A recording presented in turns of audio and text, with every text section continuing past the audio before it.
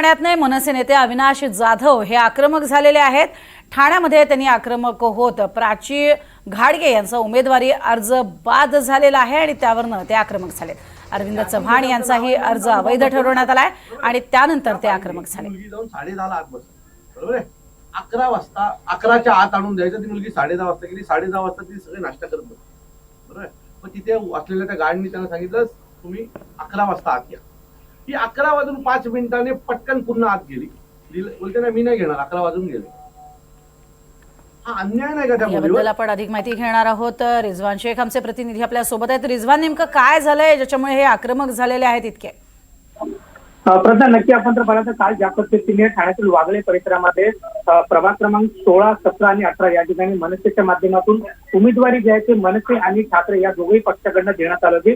प्राची घाडगे ज्या पद्धतीने त्यांची एक सही नव्हती आणि त्यामुळे निवडणूक जी अधिकारी होती पाटील म्हणून त्यांनी जे त्यांचा फॉर्म तो बाद केला होता आणि त्यामुळे कुठेतरी मनसे जी चांगली आक्रमक झाली होती। आज मनसे ठाणे पालघर जिल्हाध्यक्ष अविनाश जाधव यांनी स्वतः ठाणे महापालिका आयुक्त सौरभ यांची भेट घेण्यासाठी गेले होते, परंतु महापालिका आयुक्त जागेवर नसल्यामुळे त्यांची भेट जी आहे ती महापालिका आयुक्त अतिरिक्त 1 प्रशांत रोडे यांची भेट झालेली आहे। परंतु कुठल्याही चांगल्या पद्धतीने उत्तर जे आहे ते प्रशांत रोडे यांच्या माध्यमातून जे आहे ते अविनाश जाधव यांना भेटलं नाही आणि अविनाश जाधव यांनी आरोप लावलेला आहे की कुठेतरी जाणून बुजून सत्ताधारी पक्षाच्या लोकांनी जे आहे ते आमच्या पक्षातल्या उमेदवारांचा फॉर्म जो आहे तो बाद करण्यामध्ये त्यांच्यासाठी यशस्वी पार पडलेले आहे आणि त्यामुळे आम्हाला जोपर्यंत उत्तर भेटणार नाही तोपर्यंत आम्ही अशा पद्धतीने या ठिकाणी आंदोलन बसणार अशी ठाम भूमिका जी आहे ती मनसे अध्यक्ष अविनाश जाधव हे घेताना आपल्याला दिसून नक्कीच धन्यवाद या संपूर्ण माहितीसाठी रिजवान। तर नेमकं काय म्हणतायत जाधव आपण बघूयात।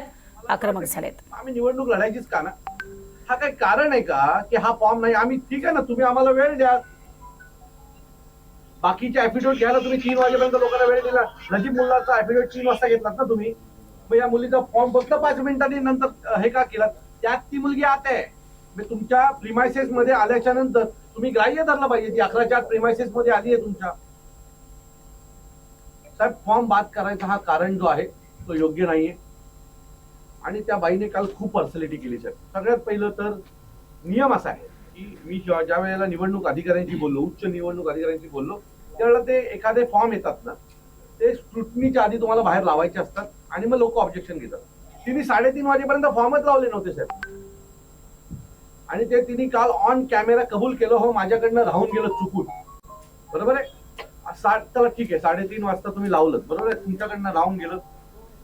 जे लावले तशी निवडणुकीच्या दृष्टीने हेमियत नाही, कारण आम्ही फॉर्म जेव्हा भरतो त्यावेळेला यादीमध्ये आमचं नाव आहे म्हणून आम्ही फॉर्म भरतो ना साहेब, बरोबर आहे। त्या बाईने ही मुलगी जाऊन 10:30 आत बसली, बरोबर आहे। 11 वाजता 11च्या आत आणून द्यायचं। ती मुलगी 10:30 वाजता गेली। 10:30 वाजता ती सगळे नाश्ता करत बसली, बरोबर आहे। मग तिथे असलेल्या त्या गाडीने त्यांना सांगितलं तुम्ही 11 वाजता आत या। ती 11 वाजून 5 मिनिटांनी पटकन पुन्हा आत गेली। बोलते ना मी नाही घेणार, 11 वाजून गेले।